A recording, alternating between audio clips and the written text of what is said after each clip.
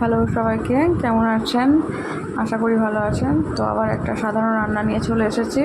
তো কড়াইয়ের মধ্যে প্রথমে গোটা গরম মশলা দিয়ে দেবো, তারপর পেঁয়াজ কুচি, গাজর কুচি, ক্যাপসিকাম কুচি দিয়ে দেবো, তারপর একটু ভাজা ভাজা হয়ে আসলে আদা বাটা রসুন বাটা দিয়ে দেবো, তারপর আবার একবার নেড়ে ছেড়ে নেবো, তারপর দিয়ে দেবো হলুদ গুঁড়ো, লঙ্কা গুঁড়ো, তারপর ভালো করে আবার কষে নেবো, তারপর একটু জল দিয়ে আবার একটু কষে নেবো।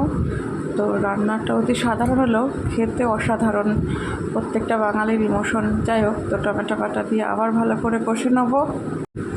তো কার কার ভালো লাগে এই ঘুগনি জানাবেন। একটু চিনি দিয়ে আবার ভালো করে কষে নেবো। তো যাই হোক, তো কষা কষা হয়ে আসলে আগে থেকে সেদ্ধ করে রাখা মটর ঘুগনিগুলো দিয়ে দেবো। তো ভালো করে ফুটে আসলে একটু চানা মশলা দিয়ে নামিয়ে নেব। কার কার ভালো লাগে এই ঘুগনি অবশ্যই জানাবেন। ভালো লাগলে একটা লাইক কমেন্ট করে দেবেন। ভালো থাকবেন, সুস্থ থাকবেন। Tata, bye bye.